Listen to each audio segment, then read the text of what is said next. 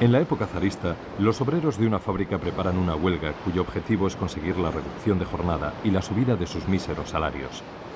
El detonante de la protesta es un hecho fortuito. Uno de los trabajadores más honrados de la fábrica es acusado injustamente de un robo. Incapaz de soportar semejante injusticia, se suicida.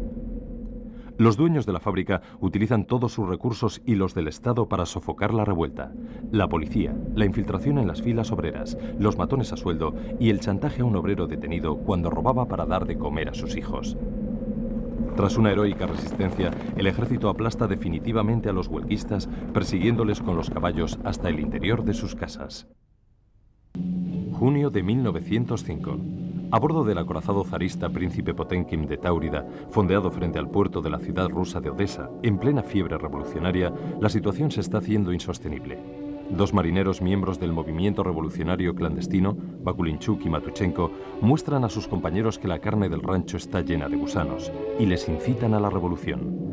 Para sofocar la revuelta, el comandante Golikov ordena que los rebeldes sean fusilados, pero Bakulinchuk exhorta al pelotón de ejecución para que no cumpla sus órdenes, provocando un motín que, aunque triunfa, le cuesta la vida.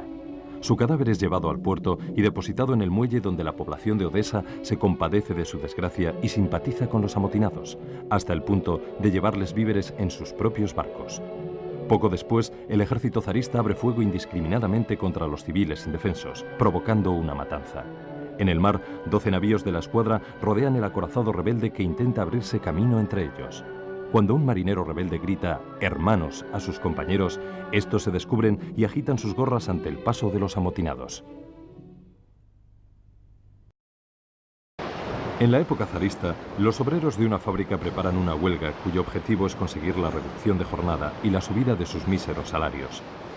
El detonante de la protesta es un hecho fortuito.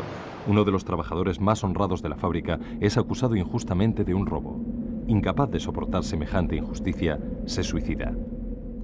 Los dueños de la fábrica utilizan todos sus recursos y los del Estado para sofocar la revuelta. La policía, la infiltración en las filas obreras, los matones a sueldo y el chantaje a un obrero detenido cuando robaba para dar de comer a sus hijos. Tras una heroica resistencia, el ejército aplasta definitivamente a los huelguistas, persiguiéndoles con los caballos hasta el interior de sus casas. En febrero de 1917, el proceso revolucionario soviético inicia su fase definitiva con la instauración del gobierno provisional en Rusia. La estatua del zar Alejandro III es derribada. Lenin continúa su camino triunfal hacia Moscú y es aclamado por las masas a su llegada en tren a Finlandia. En julio, una manifestación presidida por Trotsky es neutralizada por los burgueses, que aíslan a los obreros levantando el puente que comunica los barrios humildes con el centro de la ciudad. Por fin, el 25 de octubre, las milicias bolcheviques inician la rebelión. Kerensky, el jefe del gobierno provisional, abandonado por sus tropas, huye del palacio. Mientras, en el Congreso de los Soviets, los bolcheviques contra pronóstico vencen a los mencheviques y exigen la dimisión del gobierno provisional, rechazando las propuestas de una solución pacífica.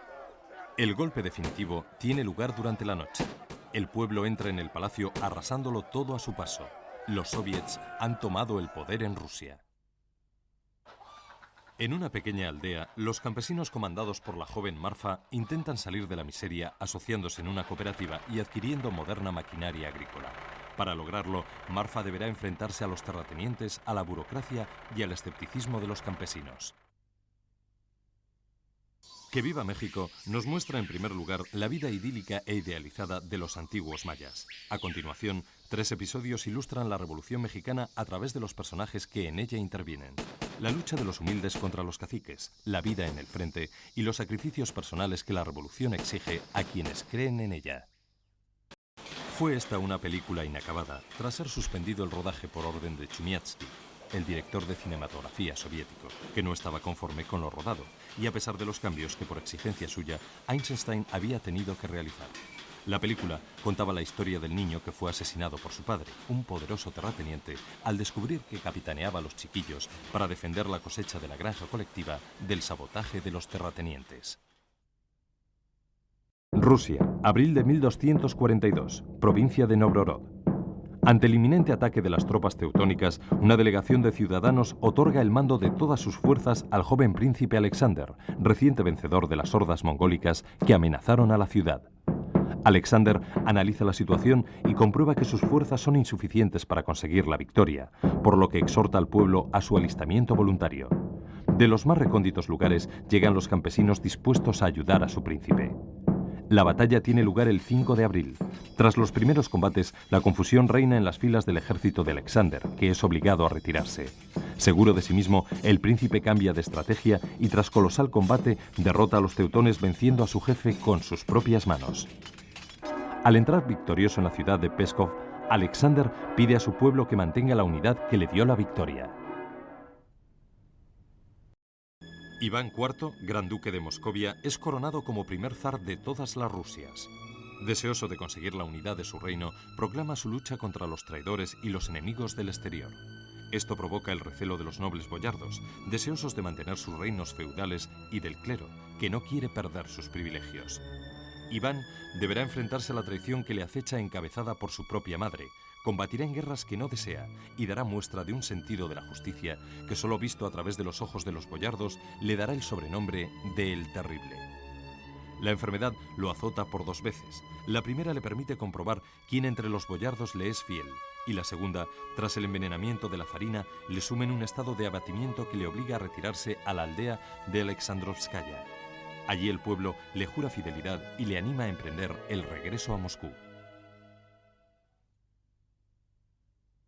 Tras su regreso a Moscú, Iván descubre una nueva traición. Un joven novicio es detenido cuando intenta asesinarle por orden de la iglesia.